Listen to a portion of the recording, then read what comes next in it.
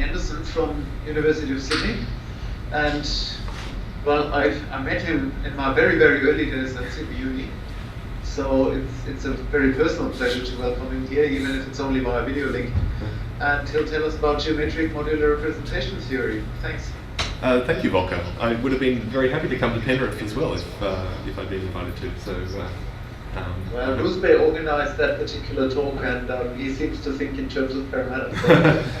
Well, anyway, it's a pleasure to speak in this colloquium, and I'm very happy to hear about the great things that the CRM is doing in Western Sydney these days. So, my title is Geometric Modular Representation Theory. The outline of the talk is really contained in the title. Hopefully I don't need to tell you what the word theory means, but the other things are things I'm going to explain, working from right to left. So first, what representations are, then what modular representation theory is about, and then why you would want to look at it geometrically. So this slide is just to give an outline of where we'll be going. Firstly, the definition of a representation. That's just a vector space with a linear action of a group. So you have to imagine that you have some group G at a field F, and then you want to consider vector spaces over F on which G acts by linear transformations.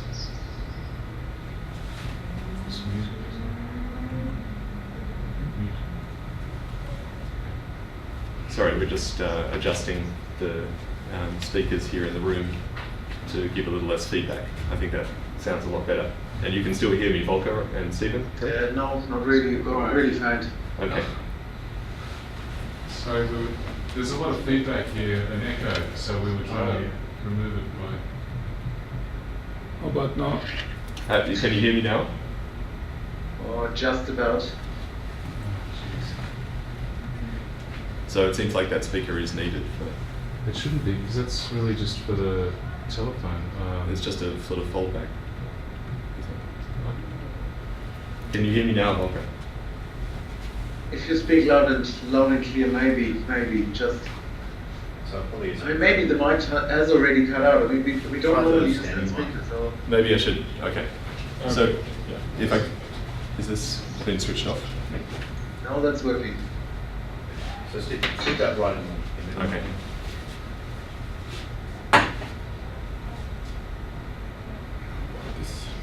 Okay, thanks, Angela. So, if I switch from the lapel mic to the standing mic, then that improves things significantly? Yeah. Okay. Great. Is everything okay here for the local audience? Try muting that again. Okay, so is that still working? Yes. Okay, all right. I think we've got it set up now. Sorry, That's okay. We're at the frontier of technology here, I can see. Yeah. So back in the frontiers of representation theory, the most difficult case usually is the modular case when you're working with a field's positive characteristic.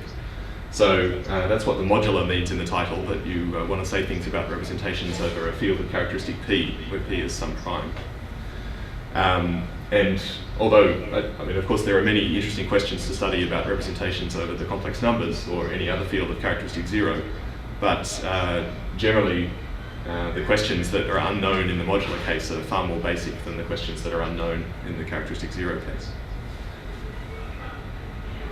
And some of those hard questions in the modular case can be addressed by reformulating them in geometric terms. So that's going to be the main point of this talk, is how to do that and why you want to do that.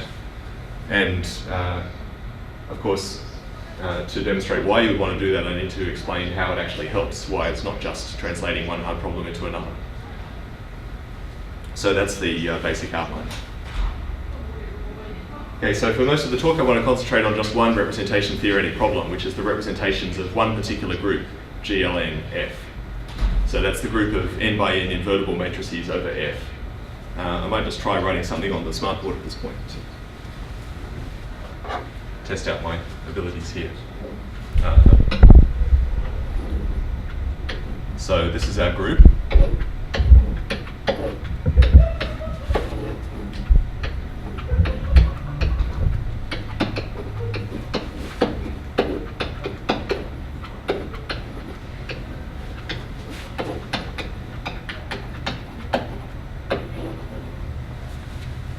And we're going to consider various representations of this group. The basic representation of this group is on column vectors. You just act by multiplying a matrix on the left by a column vector. So that's an n-dimensional vector space on which the group acts by linear transformations. And for future use, I'll need the notation for the standard basis of this, so I'll call it E1 up to En. Those are the vectors with a 1 in one position and zeros elsewhere. So that's the most obvious representation of the group. You get that as sort of part of the definition. But then there are various other representations that come along with that. So one series of representations is the symmetric powers of the natural representation. So I'll write Sk of Fn for the kth symmetric power. And you construct this by taking all your basis vectors of the natural representation and forming monomials in those basis vectors of total degree k. So monomials where the sum of the coefficients is k, and these are non-negative integer coefficients, of course. So this is a vector space of dimension equal to the number of such n tuples of non-negative integers, which is this binomial coefficient, n plus k minus 1, choose k. So I need to tell you actually how matrices act on this. I mean, if you have an invertible matrix, how do you get a linear transformation of this space? And the rule there is just meant to be that if you have G, which is an n by n invertible matrix, then the way it acts on, for instance, a basis vector of this space, E1 to the K1 up to En to the Kn, is just by acting on each factor of this product independently. So G multiplied by E1 is some linear combination of the EIs, and you just raise that to the K1 power.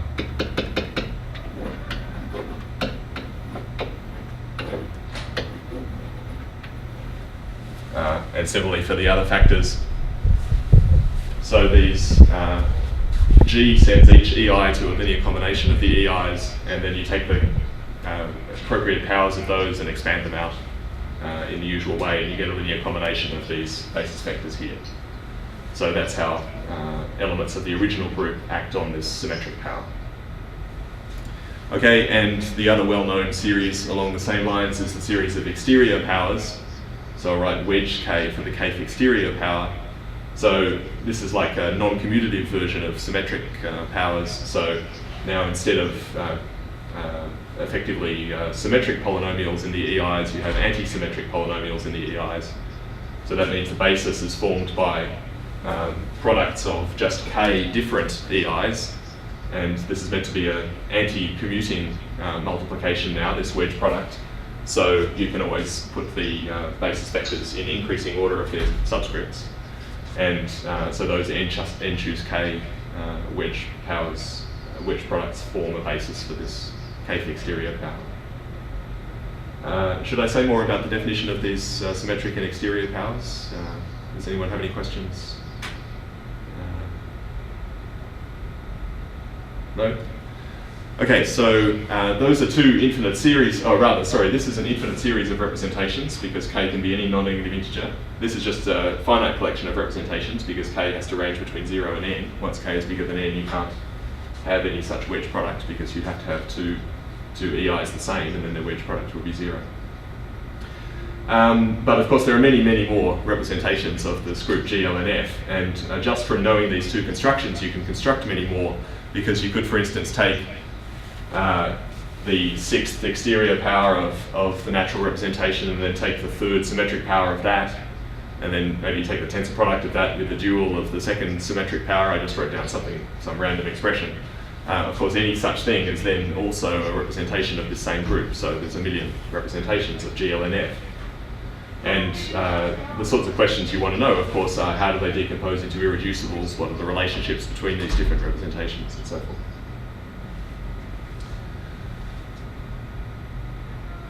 Okay, so firstly, on the first question about irreducibles, we'd like to have some understanding of the irreducible representations. They're the most basic kind of representations, the ones that have no non-trivial invariant subspaces.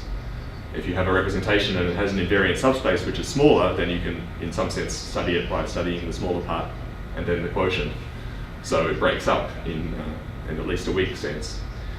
So you're led to consider the irreducible representations.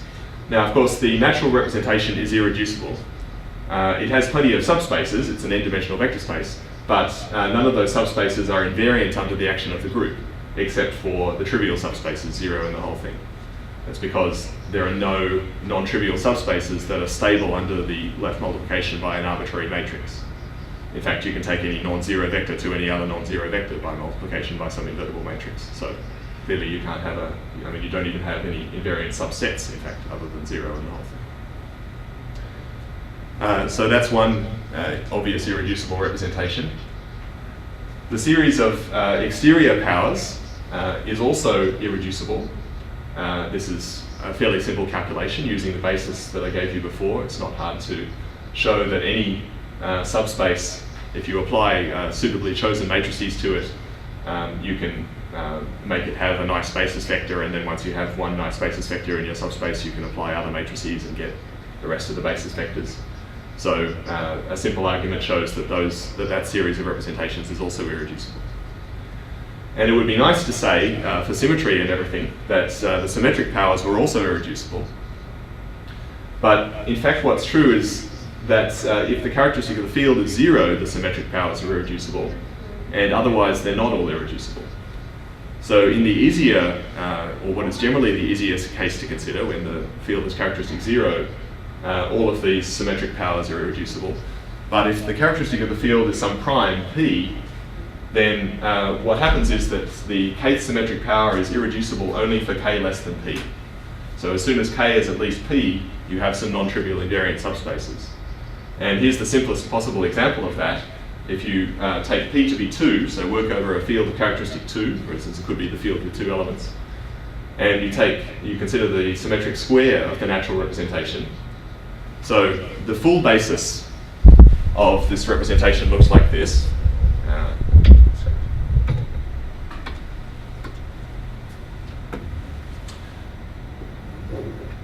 So if you just look at the symmetric square,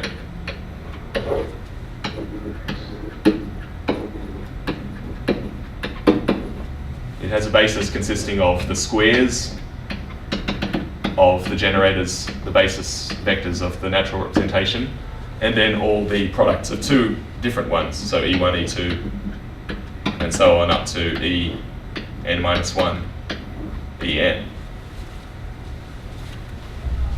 So that's true no matter what the field is.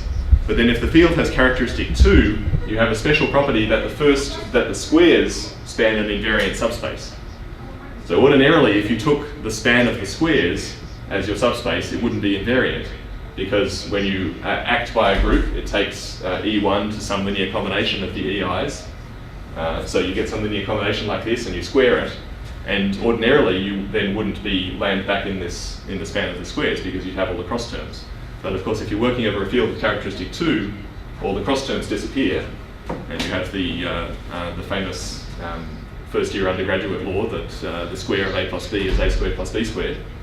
So the span of these squares in that case is an invariant subspace.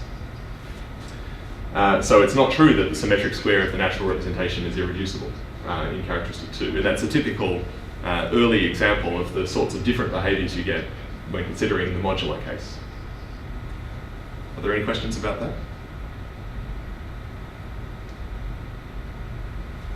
Okay, so having just told you that things are very different in the modular case, I'm going to jump to a famous result which seems to suggest that things are pretty much uniform across all characteristics.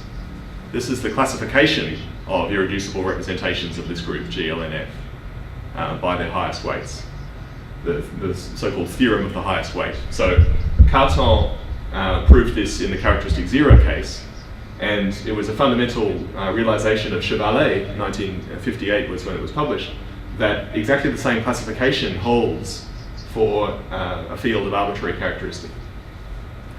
So the parameters in the classification are n tuples of integers, lambda 1 to lambda n, in decreasing order.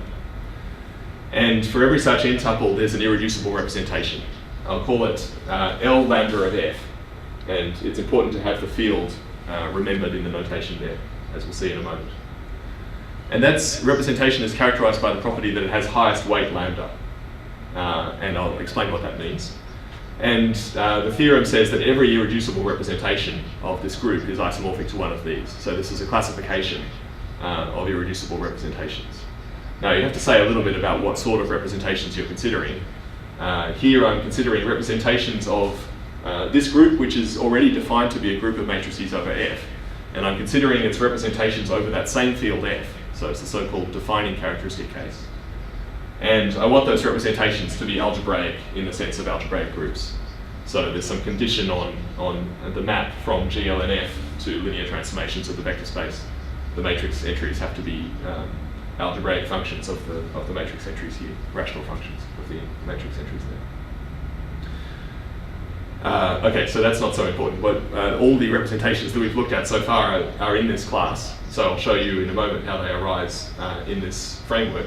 But firstly, what does it mean to say that the representation has a given highest weight?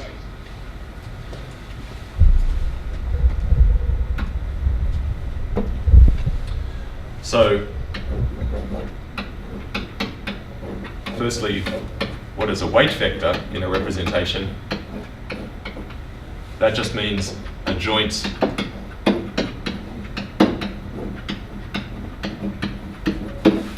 eigenvector for all diagonal matrices. So for all matrices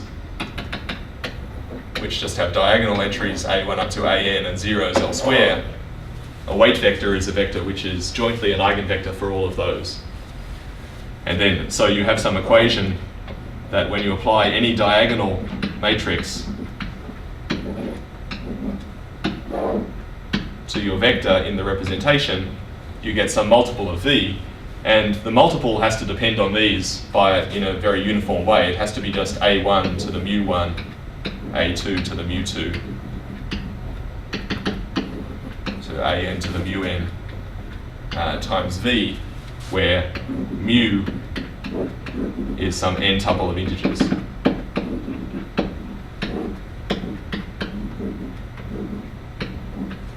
And this m tuple here, this is what's called the weight.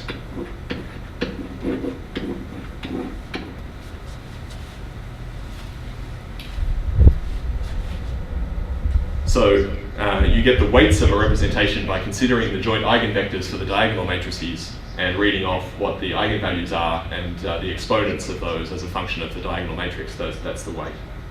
And highest weight refers to a certain partial order on the weights, where it's the partial order where n tuples where all the bigger integers are towards the beginning of the n tuple is higher than ones where they're further towards the end. So in terms of irreducible representations, you can actually just take a sort of lexicographic order favoring higher numbers at the start of the n tuple. So for instance, the weights of the natural representation Fn, so the weight vectors here are just the standard basis vectors E1 up to En, and E1 is a weight vector for this weight, 1, 0, 0, 0, 0. Because if you act on E1 by a diagonal matrix, it just multiplies it by the first diagonal entry, A1. So the exponents of the monomial in the AIs would be exactly that. And the other basis vectors in this representation would have weights 0, 1, 0, 0, and so on. All the n tuples where you have a single 1. So the highest of those weights is this one. As I said, you try to push the bigger numbers towards the left. So this natural representation occurs in this classification as the L that you get from this particular value of lambda, that particular highest weight. The exterior powers are also always irreducible, I said, so they must occur in this classification as well. And there the standard basis vectors are again weight vectors, and the weight of a standard basis vector is just an n tuple where you have k1s and the rest are 0. And the ones could be anywhere because you have n choose k weight vectors in general, so you have n choose k possible weights. And the highest one is where all the ones are to the left. So the kth exterior power in this classification is the irreducible with highest weight, 1, 1, 1, 1, k1s, and then the rest zeros. So that shows how these two particular classes of irreducible representations occur in the classification. By the way, I should have pointed out that if you take k to be 1 in the definition of kth exterior power, you just get the natural representation back again. So this line is actually a special case of this line. What about the symmetric powers? Well, we saw that symmetric powers are not always irreducible. So this is a case where the description of the irreducible L lambda of f depends on what field you're working over. So the point here is that the classification is uniform, but the actual description of the irreducibles is not. So for involving the symmetric powers, the highest weight of the kth symmetric power of Fn is this weight here, k0, 0, 0, 0. That's the weight of the weight vector e1 to the k. And the irreducible representation with that highest weight is not always the kth symmetric power, as we've seen, because that's not always irreducible. So what the irreducible representation with that highest weight is, in general, it's always the span of all the kth powers of vectors in the natural representation. And in characteristic 0, that's equal to this. But in positive characteristic, it's usually not. So in fact, you can work out exactly which of the original basis vectors lie in this span with just some easy calculations. The condition for a monomial with exponents k1 up to kn to be obtainable as a linear combination of kth powers is exactly that this multinomial coefficient is non-zero when you think of it as an element of f. In other words, if f has characteristic p, the condition is that p doesn't divide this multinomial coefficient. So in the previous slide, we had the case where k was 2, and the multinomial coefficient involved here was 2 choose 1. The 2 that comes up in the cross terms when you square something, and of course when p divides 2, or in other words when p equals 2, that vanishes and you get some unusual behavior. So in general, you can work out in this way exactly what a basis for the irreducible representation is, and therefore in particular you know its dimension, or you have at least a combinatorial way of thinking about its dimension and the basis and how the group acts. But these were very simple representations, and with the vast number of possible highest weights you could have chosen, you can see that these three are very, very special ones. So there's a wide range of other behaviors that could go on. So this is a typical situation where the characteristic 0 case is much better understood than the characteristic p case. When the characteristic is 0, it's fair to say that we understand this irreducible representation. So we know its dimension. There's a beautiful dimension formula due to Weil. Maybe I should write up the dimension formula just to show you how easy it is.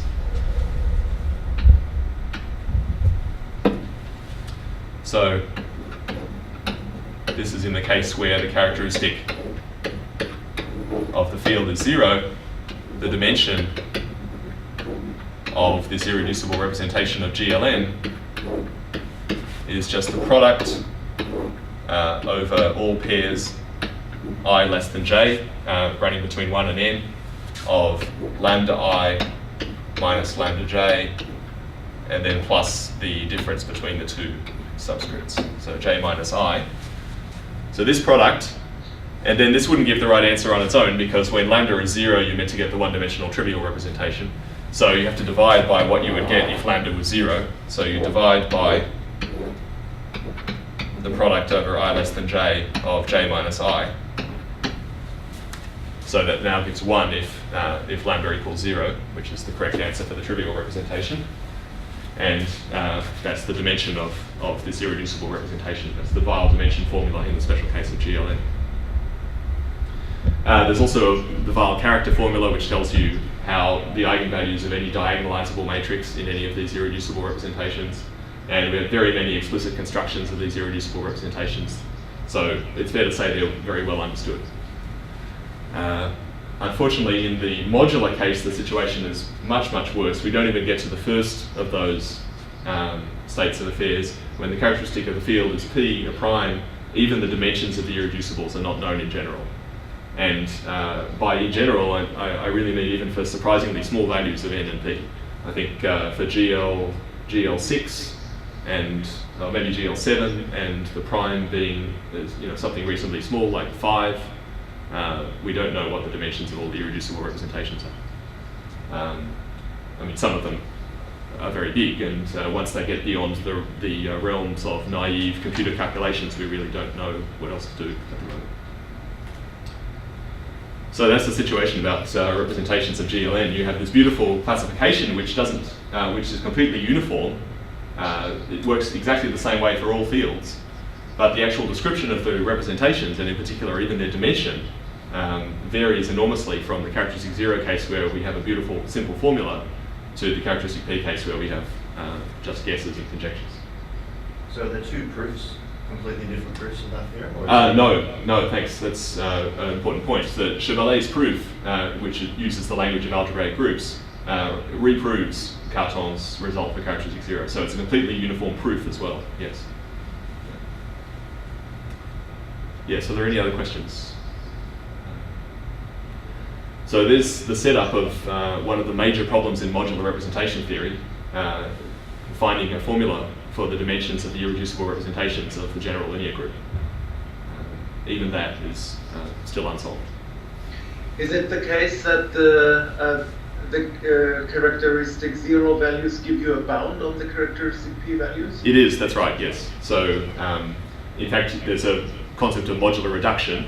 If you take the characteristic 0 irreducible representation, you can find an integral form in that and then reduce that modulo P, and you get a representation for the group in characteristic P. And that representation is not irreducible in general, but it contains the irreducible as a submodule, I guess. Well, it depends what integral form you use, whether it's a submodule or a quotient or whatever. But yes, so you're right. The dimension of the characteristic 0 irreducible is an upper bound for the dimension of the corresponding characteristic P irreducible.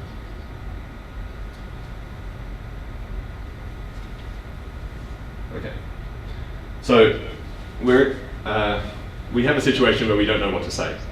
And the only progress I can offer here is that there's another similar situation where we don't know what to say in a sort of similar way. And that is in algebraic topology. So there's another place where you have a definition of a vector space, and the actual explicit description of the vector space depends on what field you're working over. And that is the homology of a topological space. So a homology, of course, is usually a graded vector space, but I'll just think of it as I'll forget the grading and just think of it as a total vector space for the purposes of this. So if you have a topological space X and a field F, you can define the homology of X with coefficients in F, and that's some vector space.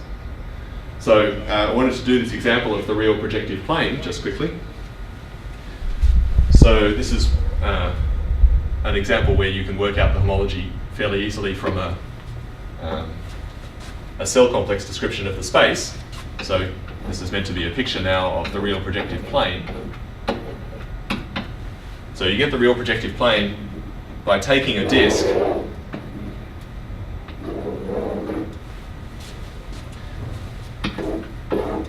and identifying parts of the boundary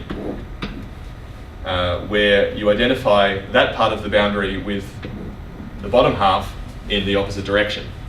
So in that identification, these two endpoints also get pinched together and identified with each other. So you have to sew up the purse in a non-orientable way.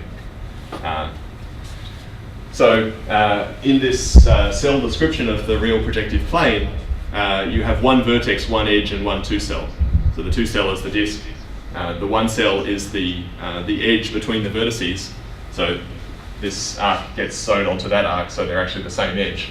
And then you only end up with one vertex after you've done the sewing, so there's a single vertex. And when you have such a cell decomposition of a space, you can form the corresponding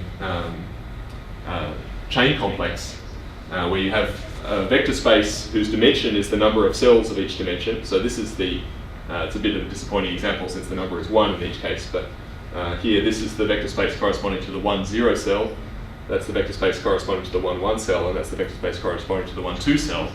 And then you have to look at what the boundary operator does. If you take the boundary of the 2 cell, then you get the 1 cell twice. If you go around that disk, then you'll get the 1 cell that you have twice. The edges will reinforce because of the different orientations. Whereas if you had this edge going that way so that you got a sphere, then when you go around the boundary, they would cancel each other out. So here they're reinforcing, so you get the edge twice. So that map in the chain complex then is multiplication by 2. And of course that 2 has to be considered as an element of the field F. I mean, you're adding this to itself. So if the field is characteristic 2, this map is actually 0. The boundary from the map from here to here is just 0 because you have the two ends of the edge with opposite orientations, and then they come together and cancel each other out. So then you take the homology of this chain complex, so that means you take kernel over image at each point and add those things up. If the characteristic is different from 2, then here you have that bit is exact, so you just get the kernel of this 0 map here off the edge, and so you get a one-dimensional homology in that degree. And whereas if the characteristic is 2, then you get homology, one-dimensional homology in each degree, so the total homology is 3-dimensional. So, I mean, this is a standard sort of example in algebraic topology to show that homology can detect the non-orientability of a surface. So the fact that the homology is different in characteristic 2 is exactly because characteristic 2 negates the issues of orientable and non-orientable, whereas any other characteristic sees them. So from the point of view of characteristic 2, this real projective plane is indistinguishable from a... no, I shouldn't say that. Well, in any case, it's a standard example of how orientability comes into homology calculations when you have characteristic 2. But there are lots of other interesting sorts of phenomena that you can see from considering the homology of various spaces with various characteristics. And it's not just characteristic 2. I mean, characteristic 2 is the most commonly used one in algebraic topology because of this detects orientability issues. But all sorts of other characteristics could be interesting, and all sorts of other characteristics give you different results depending on what your space is.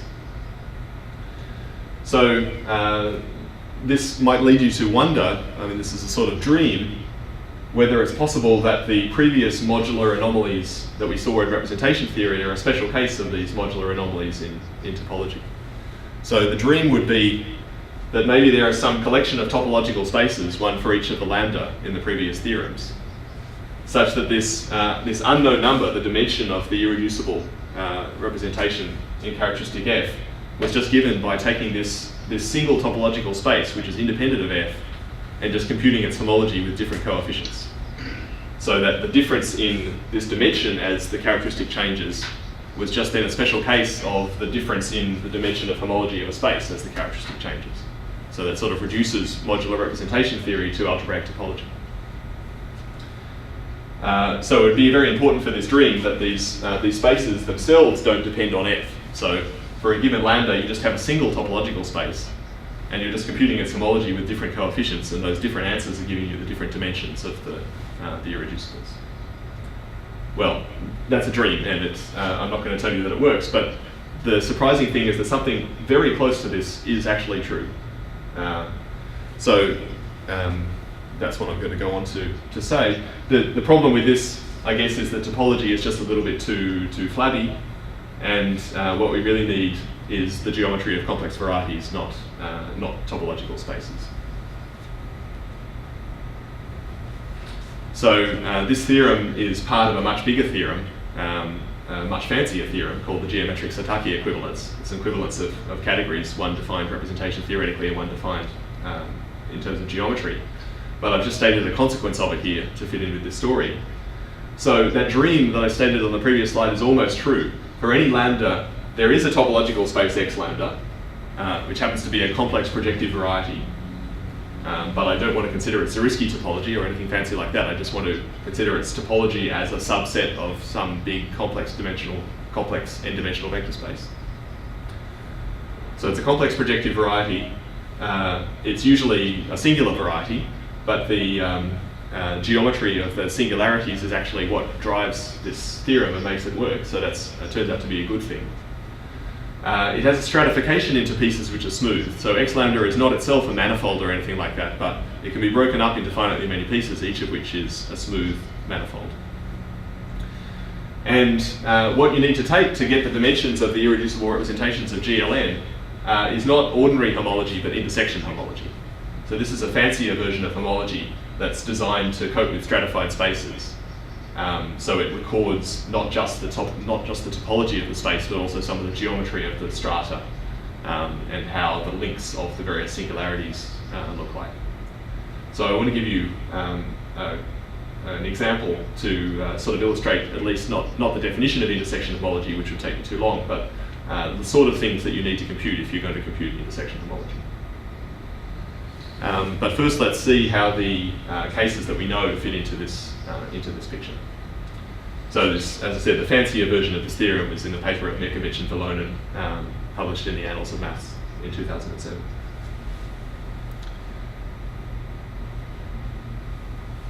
So firstly, we saw that when lambda was 1, 0, 0, 0, that irreducible representation is just a natural representation, so it's always n-dimensional. And that should correspond to some fairly simple space. And in fact, the space that Mirkovic, Vilonen say you should take for that particular highest weight is complex projective n-1 space. So that's complex n space, non-zero vectors in Cn up to scaling. So that space is actually smooth, and that's, if you like, a geometric reason why that representation is so simple, that the space that corresponds to it is actually a manifold. It's a standard exercise in algebraic topology books to compute the homology of this complex projective space with any coefficients, and the answer is the same no matter what coefficients you take, effectively because you can find the cell complex for this space where all the cells are in even dimension, so the boundary maps never actually matter. The boundary maps are always 0. So you do get n-dimensional homology if you look up an algebraic topology book or do the calculation yourself, and that's good because this theorem tells you this is meant to be the dimension of the natural representation of GLA. I had exterior powers as well. So those were the representations where the highest weight was k1s and then a whole lot of zeros. The space that Mirkovic and Vilonen assigned to that is the Grassmannian variety, or manifold. So this is another case where the variety is actually smooth, and that's partly why the representation is so simple to study. So this is the variety of all k-dimensional subspaces of an n-dimensional complex vector space. So this was the case k equals 1, another way to describe projective n-1 spaces. It's the space of lines in Cn. And it's another standard exercise in algebraic topology books to find the homology of that manifold, and the answer is indeed n choose k, the same as the dimension of the kth exterior power. So these were cases where the varieties were smooth, and if the variety is smooth, then intersection homology is just the same as ordinary homology, so you're just living in the world of algebraic topology textbooks. But we know that something funnier must happen for the highest weights k0, 0, 0, because the dimension there varies depending on the characteristic. So the space must be correspondingly more interesting for that particular lambda. So here's what the space is for k0, 0, 0. It's a singular variety this time. It's the variety of all k-dimensional subspaces of this vector space of dimension nk. So you take the direct sum of k copies of Cn, then look at all k-dimensional subspaces of that which are stable under this particular linear transformation phi, the one that takes a k-tuple v1 up to vk and sends everything one place to the left. So it sends it to v2 to vk, comma 0. So notice here that the vector in this vector space gets killed by this maps phi. So phi is a nilpotent transformation with this first copy as its kernel, and then mapping this second one to the first one and the third one to the second one. So your k-dimensional subspace has to be stable under that nilpotent transformation. And that variety is what Mirkovic and Vilonen say corresponds to that highest weight k0, 0, 0. So it's important to point out that these varieties are all varieties over the complex numbers. So the field f is not involved in any way in the definition of these spaces. It's only involved when you decide that you want to use f as the coefficients of the homology theory. In this case, it's got to be intersection homology for this to be true. So you only choose the field f at the last possible point, so to speak.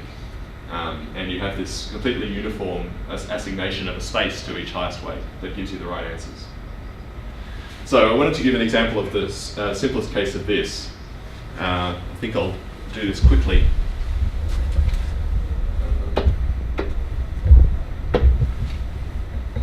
So let's take k to be 2, and for simplicity, let's take n to be 2 as well, although the general n case would not be significantly harder than this. So we're looking at the space x 2, 0. So according to what I wrote this is the set of two-dimensional subspaces of C2 direct sum C2 such that two-dimensional, as I said, and it's stable under this nilpotent transformation phi. The nilpotent transformation which has that first C2 as its kernel and maps the second one onto the first one. So there is one obvious sort of special point of this space. So an example of such a two-dimensional subspace is if you took the whole of the first C2 and then nothing from the second. That's a two-dimensional subspace which is certainly stable under this because phi actually kills it. So that's a special point, and in a sense every other point looks the same. Every other point of this space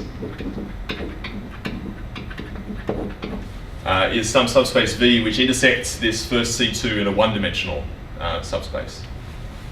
So every other point has the form, it can be written like this: the span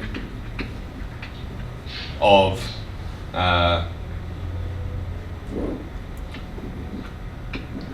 UV, comma, 0, 0. So that's one element of this direct sum. And so this is an element of the direct sum that lives in this particular two-dimensional subspace. And then another element, xy, uv, where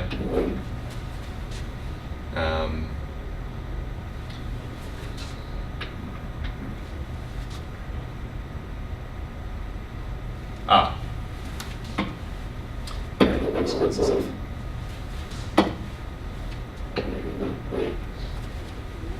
So every other point can be written in that form for some uv and xy, and you have to be aware that the expression of that span in that way is not unique, because, for instance, if you scale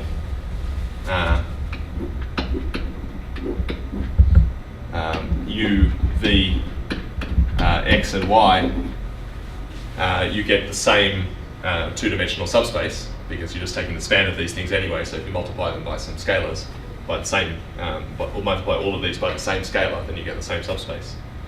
And also, if you add a multiple of uv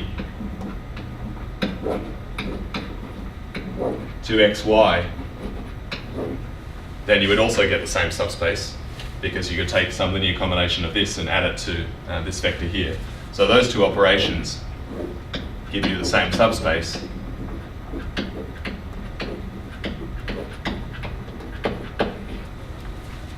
So you have to bear in mind that the expression in this form is not unique. But then what sort of thing do we want to know? We want to know actually the intersection homology of this variety. And I'm not going to tell you the general definition, but this is an example where you can see the stratification. So this variety is singular. This is the singular point, and all these other points effectively look the same. So to draw it schematically, there is sort of one singularity down here, and all the rest of it is smooth.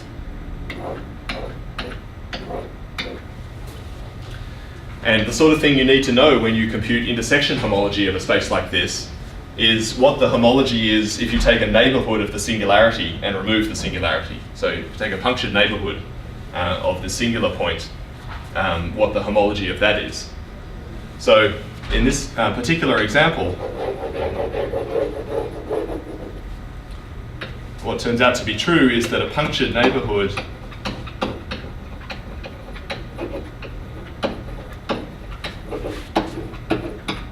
of the singularity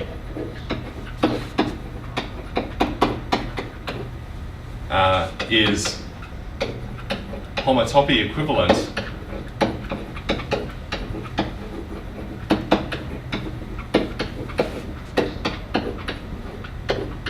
to real projective 3 space.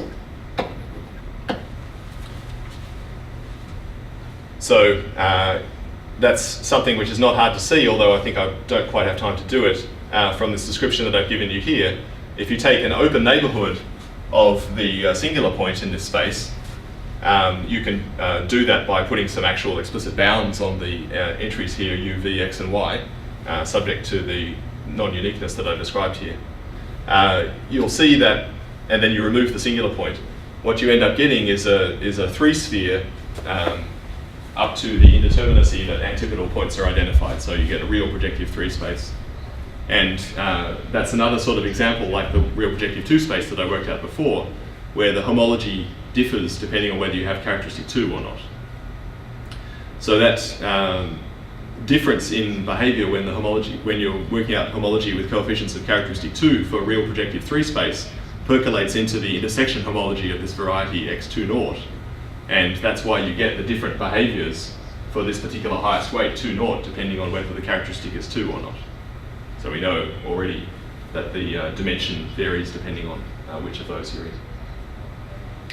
Okay, well, having gone into that example in a little bit of detail, but not even enough to actually compute it, you may well wonder why on earth this theorem is helping you, because you would rightly think that it's easier to work out the dimensions of irreducible representations in this case of K000 using the information I gave you before than it is by trying to compute the intersection homology of a complex variety like this.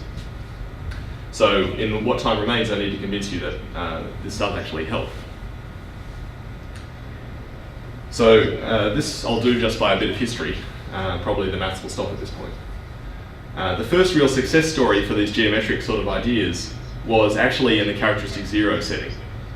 So there was an unsolved problem in representation theory in characteristic 0, which was about infinite dimensional things. It was about irreducible highest weight representations for the Lie algebra GLN, and specifically for the ones that weren't integrable, that didn't come from representations of the group GLN. So this was a question even for the field being the complex numbers. So there was this collection of irreducible highest weight representations with trivial central character. And it wasn't known, well, these are infinite dimensional, so it doesn't make sense to ask for their dimensions. But you can ask for the dimensions of each weight space. And those are finite dimensional things, and the answer to that question wasn't known. Wasn't known up until the early 80s. So these particular representations are indexed not by n tuples, as we saw before, but just by permutations of 1, 2, up to n, so elements of the symmetric group SCEM. And then there was this theorem proved independently by Bernstein and Brzezinski-Kashiwara, which expressed these weight multiplicities in terms of geometry in a very similar sort of way. So they said that the weight multiplicities here can be determined from the intersection homology of some complex varieties. And the complex varieties they actually took were Schubert varieties, but I've written the definition here for completeness, but it doesn't matter for anything else. So there's some collection of complex varieties defined in a fairly similar way to the ones in Mirkovich-Volonen's theorem that give you, if you take their intersection homology, they give you the weight multiplicities in these representations. Now you'll notice here that I've got representations over C and intersection homology with C coefficients. And indeed this theorem is only true in the sense with C coefficients. The reason that it helped in this setting, this did actually solve the problem, was that Kazhdan and Lustig had already developed a combinatorial way to compute this intersection homology. So the geometric problem had a method of attack. And the reason that the geometric problem was easier than the algebraic problem was because of Deligne's theory of weights, some extremely difficult mathematics that applies only to characteristic 0 coefficients. And that's why this problem was solved only for characteristic 0 representation theory. But at least in that case, going to the geometry actually did land you in an area where you had methods that would solve the problem. So this was originally the Kazhdan-Lustig conjecture, and then after these theorems, it was a proved theorem, a proved combinatorial formula for the weight multiplicities in these representations. And this was the prototype for many subsequent results in the field that became known as geometric representation theory. So mentioned here that the varieties x lambda in the geometric Satake theorem, they're actually special cases of affine Schubert varieties. So they're closely related to the same sorts of varieties that came up in this theorem. So once people started looking for results along these lines, you didn't have to modify the varieties very much to get things that were also of interest in other parts of representation theory. Now, coming back to the original question about representations of GLN, there was the famous Lustig conjecture. He originally conjectured, I'll give the dates of publication here, sometimes the dates that things were actually written down was earlier than this. But in the paper that was published in '79, he wrote down a complicated combinatorial formula using the Kazhdan-Lustig polynomials that he had introduced. So a formula depending on a given lambda, and the reason for this formula was that he conjectured that it equaled the dimension of the irreducible representation of GLN with that highest weight. And the formula only made sense, or at least it only made sense and satisfied the most basic consistency check if the characteristic of the field was greater than or equal to 2n minus 3. So the formula, of course, also depended on a particular prime number to represent the characteristic of the field. And as long as that prime was bigger than or equal to 2n minus 3, Lustig thought that there was no reason that that shouldn't equal this dimension. So all the examples he was able to calculate checked out. So this became known as the Lustig conjecture, and it motivated an enormous amount of work on subsequent work in representation theory. The first really serious progress, apart from checking more examples, was by Henderson, Janssen, Zergel in 1994. They proved that it was true when the characteristic of the field is sufficiently large relative to n. But they didn't give a specific lower bound that was actually sufficient for the formula to be right. So the issue here is that if you fix your lambda, then it's sort of obvious that if the characteristic is sufficiently large relative to lambda, then the dimension will be given by the same formula as it is in characteristic 0. But what we want in this sort of area is a formula that works for all lambda for a given n. So I mean, you fix your particular group that you're looking at, say GL7, and the prime that you're working over like 11, and you want a formula that works for all irreducible representations of GL7 and characteristic 11. So they sort of showed that that the formula would be right if as 11 went to infinity, but they didn't tell you whether it was actually right for 11. So it was a fairly unsatisfactory state of affairs because there was this beautiful theorem, a major piece of work that was the culmination of the work of many other people, but there was actually no specific group for which it actually told you any information in the particular characteristic. So that was the state of affairs for quite a while, until Peter Fiebig, in another Annals paper that was published in 2011, did give a sufficient lower bound, and his proof of that lower bound used the varieties x lambda in the geometric Satake theorem that I said. Actually, it didn't really use the varieties x lambda so much as their moment graphs and the moment graphs of related varieties. So that's another story, but essentially he was using the same geometric ideas that I talked about before. And he actually made progress on this problem in the sense that he gave a concrete lower bound that was sufficient for Lustig's conjecture to be true. The only problem was that his lower bound was much larger than the lower bound that everyone expected to be true, the 2n minus 3, that was essentially the bound which made the formula make sense. So there was quite a gap between the range where the formula ought to be true, or where the formula at least gave a sensible answer, and the range where it was known to give the correct answer. So when I gave this talk a couple of years ago, that's where I stopped. But there's been spectacular progress in the last couple of months on this Lustig conjecture. And a key thing turned out to be a paper that Zergel published in 2000, which maybe didn't attract enough attention at the time, where he showed a consequence of Lustig's conjecture involving the same finite Schubert varieties that came into the Valence and Bernstein theorem. So he just assumed that Lustig's conjecture was true. Many people had been writing papers assuming that Lustig's conjecture was true, and Zergel in this particular paper deduced a certain statement about the intersection homology of Schubert varieties with modular coefficients. So in the Valence and Bernstein theorem, it was a theorem only about the intersection homology with complex coefficients.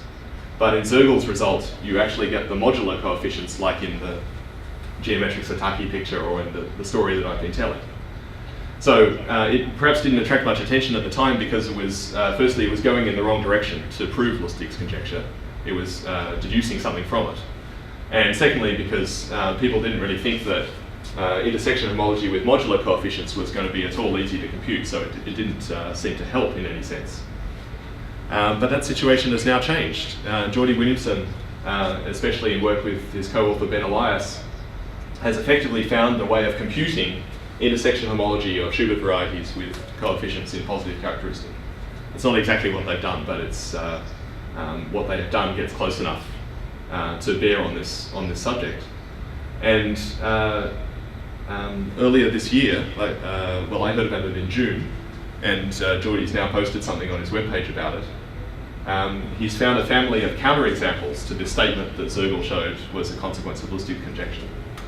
They're counterexamples where the characteristic of the field grows exponentially in n. So the family for increasing n where the characteristic grows exponentially. So in short, Lustig's conjecture is false. The original conjecture had this bound on the characteristic that it should be greater or equal to 2n minus 3, and that turns out to be nowhere near sufficient for the formula to hold. So something that's been expected to be true for more than 30 years has just fallen over. Now, of course, in a sense, we already knew since 1994 that the conjecture is in large part true. It's just a matter of finding what the primes are that you have to eliminate, and then the conjecture is true for almost all primes for a given group. But unfortunately, there are primes which are sort of exponential in the rank that you have to eliminate according to Williamson's family of counterexamples. So we've suddenly been plunged into a morass of ignorance, right back where we were before, really, at the beginning. So anyway, that's some sort of progress, and this last part was very much using the geometric modular representation theory concepts that I've been talking about, specifically for intersection homology of Schubert varieties with modular coefficients. Okay, I'll stop there. Thank you. Thank you for that very nice talk. Are there any questions? James? Do we now have a Phoebe conjecture or a Williamson conjecture? No. It's very new, of course, Geordie's work. We really have no idea, well, at least no one has told me that they have any idea that of what a conjecture could be to cover these cases that he's discovered. Yeah. So the counterexamples Geordie Yeah. are obviously less than the Phoebe. Yes, that's right. Yes. Is there a big difference between? Yes, for GLN there is a fairly big difference. For GLN, in fact, Phoebe's bound was not just much larger than 2n minus 3, but certainly super exponential in n. So there is even a difference between the. But I don't think. I think the message of Geordie's counterexamples really is that we should no longer start thinking about just imposing a lower bound on the prime. I mean, the fact is there's just some collection of primes for which Lustig's formula doesn't hold, and we now know that some of those primes can be very, very big, but it doesn't mean there aren't lots of primes smaller than that biggest one for which it does hold. So we need to start thinking about identifying the collection of primes for which it doesn't hold.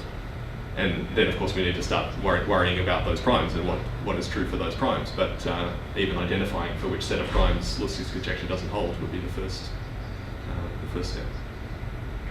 I mean, it must be very exciting. I mean, when you have a morass of unknowing, or Yeah. whatever you call it, I mean, that's like a tremendous opportunity Yes. to find what's really going on. I think I mean the general feeling at the conference I was at where the news of this started percolating out was that it was a new era.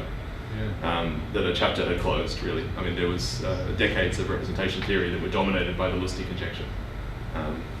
Plenty of papers, as I said, which assumed it as the starting point and derived consequences from it. And of course, that turned out to be very important because one of those consequences was how it was falsified.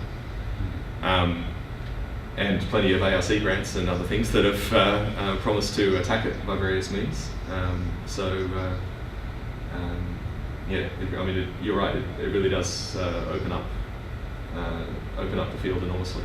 Now that we know that the original statement is it's not only a little bit wrong. I mean, that's the surprising thing is how wrong it was. I mean, of course, in a sense, it was right almost all the time, but the almost all the time turned out to be less almost all than we thought. You mentioned naive algorithms, naive computer calculations. What do you mean by that exactly, and what are the limits By naive, I didn't mean to imply that they don't require thought, by the way. I mean,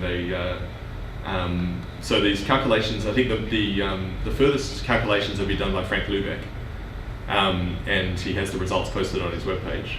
And some parts of the algorithm are in a paper that he's published, and some other parts, but some of the results on his webpage don't seem to be produced by that algorithm. So there are some things that maybe he hasn't actually told people, and maybe I shouldn't just accept them as gospel without knowing how he calculated them. But so the answer is that I don't really know the details of all the way that he's done it. But the sorts of data that he's posted on his webpage. So I mean, he has a collection of data where he classifies groups by their lead type, and then for each particular lead type, he lists all the representations up to a fixed dimension bound. So for the exceptional groups, he goes up to, I think, dimension 100,000. It just lists all the representations up to that dimension. And in the infinite series like GLN, for instance, if you look for GL7, I think he just lists representations up to dimension, which is some fixed power of the rank. Is that right? Yeah, so I think he just goes up to dimension 7 to the 4 or something for GL7. Just lists all the representations so that for each particular highest weight that would give rise to a representation of a dimension in that range, he just lists which characteristics the dimension is different from the characteristic 0 dimension, and gives the weight multiplicities in those cases. The sorts of tools, I mean, he's using various theoretical results in doing this. There are lots of known results in Janssen's book on representations of algebraic groups about some sort of structure that this problem should have. Thinks that there's a linkage principle, there's Alcove geometry that comes into it, and the action of the affine Weyl group plays a role. So there are lots of combinatorial results are known about what these weight multiplicities should be, but there's just nothing that actually enables you to solve the problem.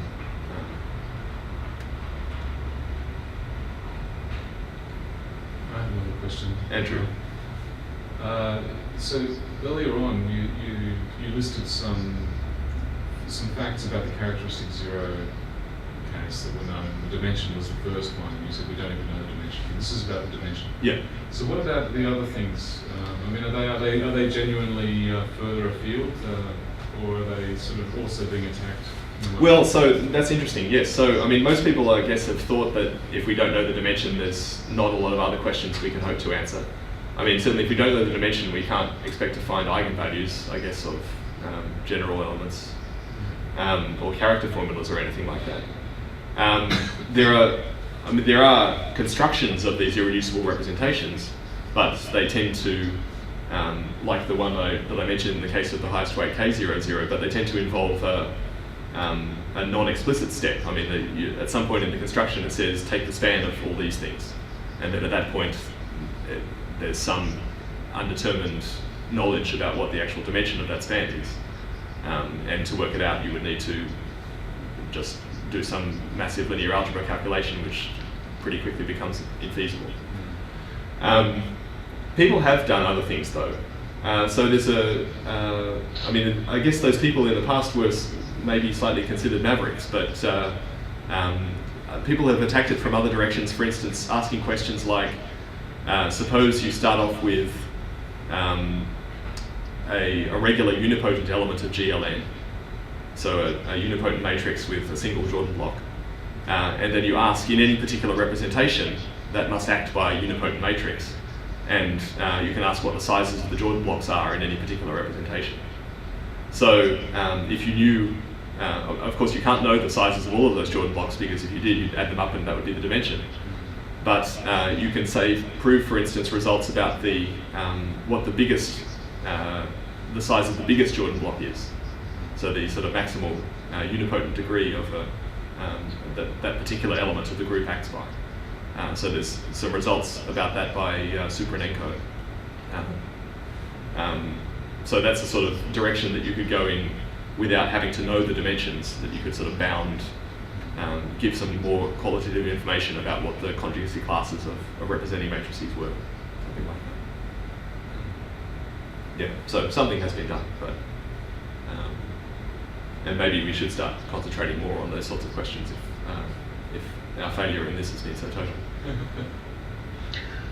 Do the geometric approaches give you anything regarding the structure of the representations as well, or the associated vector spaces? I mean, it's probably not just a coincidence that the dimensions come out right.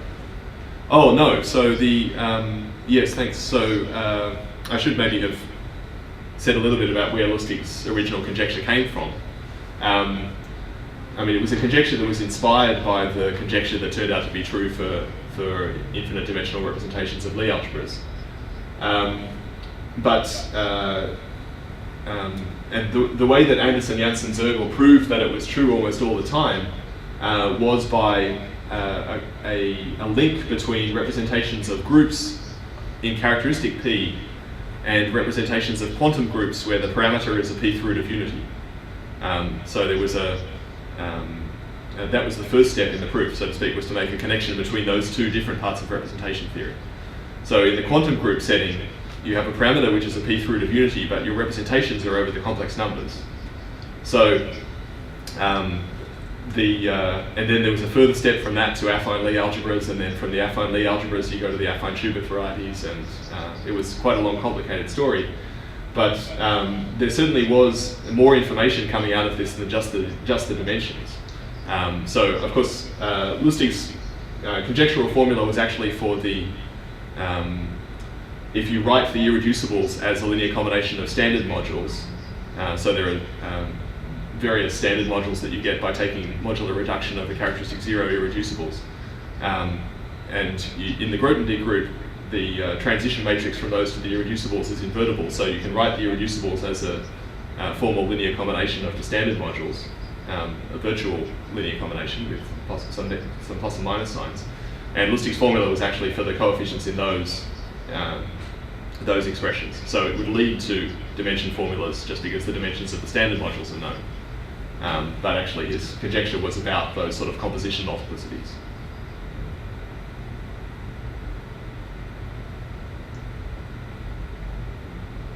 Any other questions? Well, if there are no further questions, then thank you very much again for that very nice talk. You're very welcome.